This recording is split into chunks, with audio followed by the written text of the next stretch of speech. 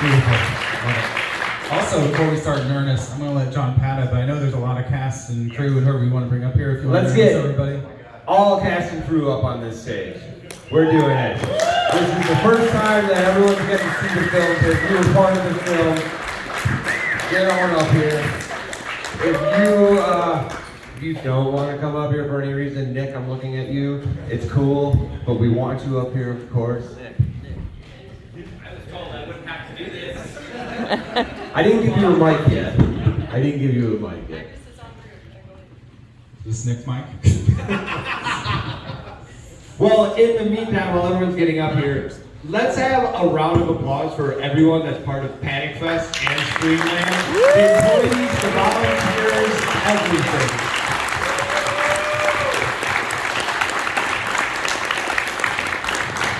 Do you want to introduce everybody? Yes. Or is that too much? Is that all our 15 minutes? You just go on the spot, man. Yeah, dude. We got Anthony and Cal, who are two big star PAs that went above and beyond. The trifecta of Kevin Lau could not be with us tonight, but Kevin absolutely rules. We have all the cast here. We have Maisie Murlock, who played Young Brooke, Andrew Bales, who played Tanner, Alex Albright, who played Brooke, Jeremy Holm, who played the man upstairs, and Lucas, KOAC, who played CJ. Really great. Then we got the Queen of Kansas City, Jill Gerard, is here. Who is our hair and co-producer, producer and director of photography, Robert Patrick Stern. Composer Nicholas Ehlert. I'll call you by your professional name, Nicholas. Next to Nicholas. I forgot I was saying Nicholas. We have Sarah Sharp, our production designer and also producer. Jen Shelby, one of our producers, production coordinator, all-around queen of champagne. Dave Burke, who did our BTS stills. I was Drake. Tiffany, I don't think I've ever heard your last name pronounced. Jasinski. Tiffany Jasinski, who is our set decorator and who knocked a whole bunch of holes in the wall. Michelle McGraw, who is our first assistant director. Dan Kagans, who is our second assistant director. Kyle Clark, who's an executive producer. Alyssa Alexander, my little sis, who is our script supervisor. And Jason Budd, who's also another one of our executive producers. And one thing I just want to point out, we are just a fraction of the group that came together to make this movie. No film is anything without its cast and crew.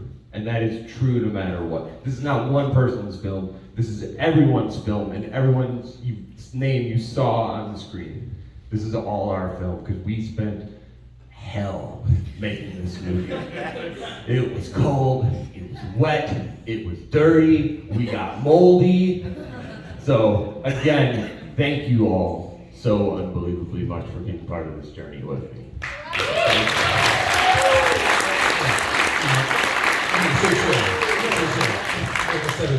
But speaking of that, I was thinking here, I had two thoughts. One heavy, one light. I'll start with the light. Okay. I saw Dead Weight, Pity, now this, Yeah. one Dead of Winter, one In the Rain, and this, Why Do You Hate Your Cast and Crew?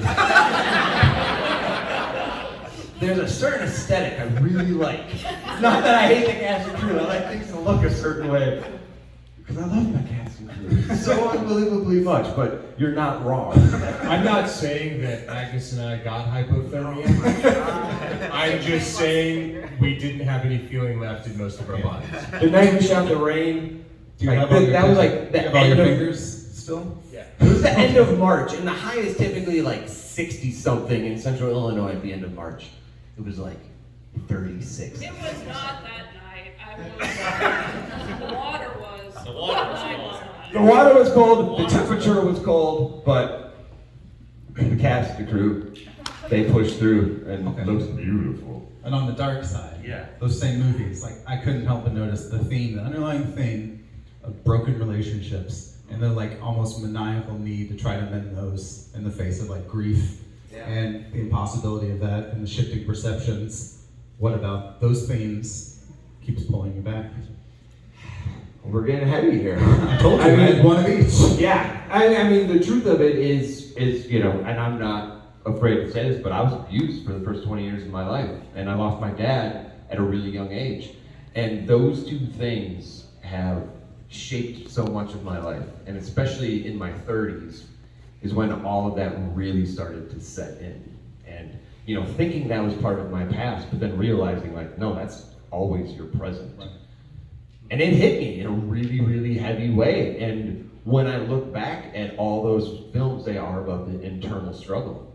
And I just realized I've had a lot of internal struggle. I've struggled with depression my whole life. But Was that like when you started this script, was that like a conscious, like I'm returning to this, I need to explore this? Or was it something you look back on and you're like, oh, it's just part of me and this is... well, so I do explore abandoned locations to photograph them. And in 2016, I was exploring an abandoned house to photograph it, and the idea of what became Black Mold popped in my brain.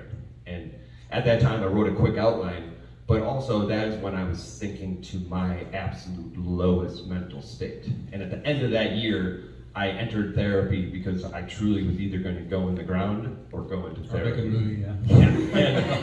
And you know, I've been in therapy for 6 years now, and I've really tried to work getting through all of this. And I didn't come back to the outline of Black Mold until the end of 2020, and it just occurred to me last week. The month I wrote Black Mold is the month I confronted my abuser. Oh, wow. And when I watched it now, I was like, Oh. holy shit, there's so many things that I wasn't aware of at that time. But I do think that at that point where I was in therapy and just my own mental health journey, I was coming out of it and I was ready to face off against all the trauma from the past and all the depression and negative thoughts, and Black Mold became that. I have to say, like, everyone go to therapy, even if you feel healthy, like talk to somebody. Yes, absolutely. Men, please go to therapy. Men, it is okay to talk about your feelings and your emotions. That was my favorite part of therapy is like, I thought all of this was just like, oh, I'm fucked. Like, when you go back and you look at all this stuff, you're like, oh, and they like put it all together for you. So yeah, go. For the cast, I'll just go down the line. Like, when you first saw this script and these themes we're talking about, like, what was that piece that really made you like, I need to play this part, I need to be a part of this movie? Well, I think personally playing playing Brooke as a child, for me what was important in reading the script is I saw the importance of the core innocence of just wanting your dad and wanting your dad to be very present. And to me, I really connected with that just pure desire of having that figure in your life and wanting a second chance. To me, that really stood out, and just the pure grief and just the total innocent grasp to wanting to go back in time. To me, when I first read the script, the writing really stood out to me and how everything was tied in together from beginning to end. And I just was so grateful to have a part in it.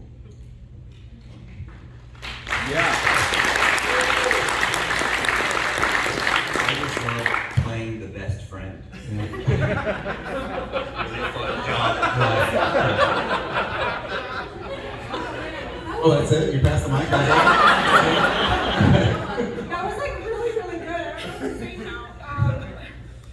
To me, there were so many layers in this. There was like the horror, there was a thriller, there was the relationship between Brooke and Tanner, which was this beautiful, like, platonic relationship. Platonic love. Yeah, platonic love. There was the whole aspect with the father. I was like, God, this is really layered. I can do so much with this. And the first time I read the script, Nick provided a really cool soundtrack that just like zoned me in reading the whole thing. I read that thing so freaking fast because I was like in it. And I'm like, I gotta do this. And I loved all of it. And I loved the locations. I'm like, the locations are a character. Yeah. I love the feel of like the whole theme of just like abandonment. I loved it. Yeah. Before we move on, sorry, like the people we're talking out there, like has that ever happened to any of you that you know of, that the composer actually makes like an original playlist for writing, reading something? He blew my mind when he was talking about that. Yeah.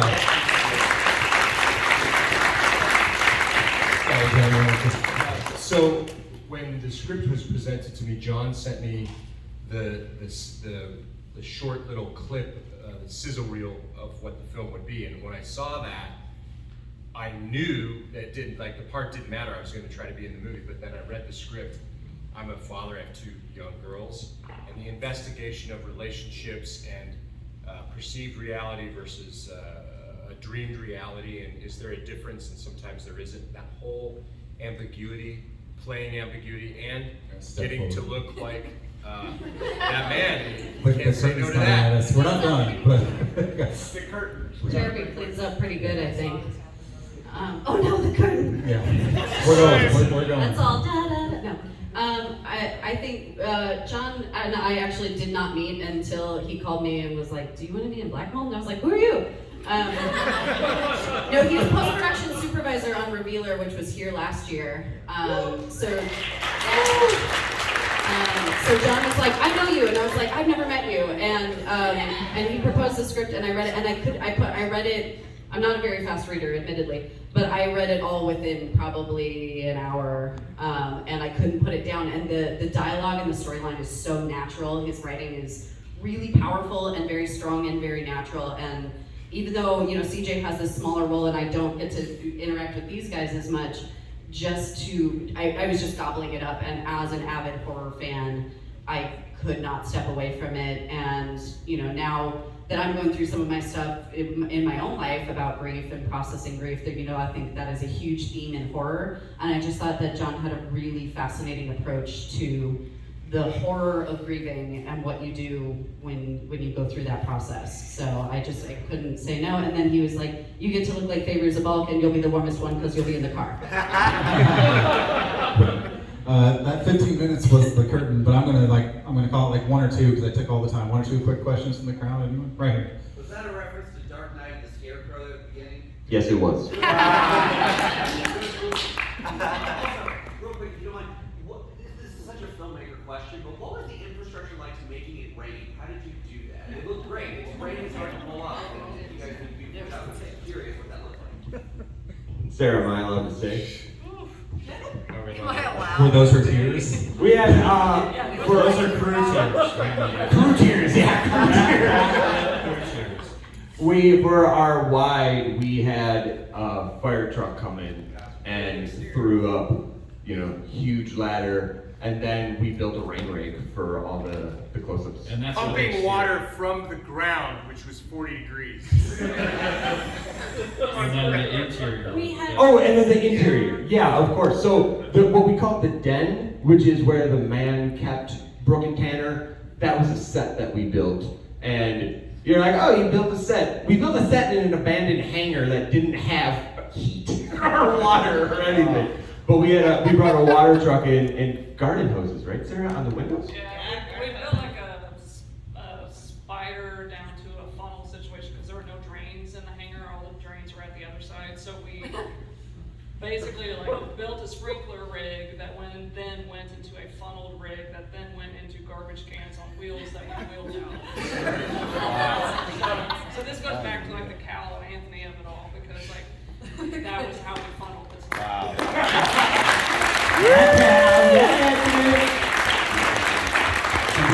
One more super quick question, then we gotta get going. Anybody? There we go, right back here. That opening, how did you do that opening shot? That shot was amazing. Thank you. Yeah, the opening, it was a stitch. So we used a drone for the exterior, and then we shot that, just to give you an idea, in October of 2021. So we wanted a different look. And then we didn't shoot the interior until April of 2022. But that was Steadicam, just going through another set. And then with the door opening is when we stitched them together. I saw Ted raise his hand when he asked a question and we answered. I'm not kidding. That was actually my exact. Oh, really? No joke. Thank you. We saved time. Yeah. All right, everybody. Thank you so Can I much. say one thing? Yeah, please do. I wanted to say one thing while everyone was here. We unfortunately lost a member of our film family this week, and that was a big member of the Kansas City film family as well. Patrick Monroe, he worked on our film as stylist as well. And so I wanted to take the time to say something about him because he was incredible and inspiring and courageous person, and we should all cheers to him today and celebrate movie making. Absolutely. Thank you, everyone. Thank you all.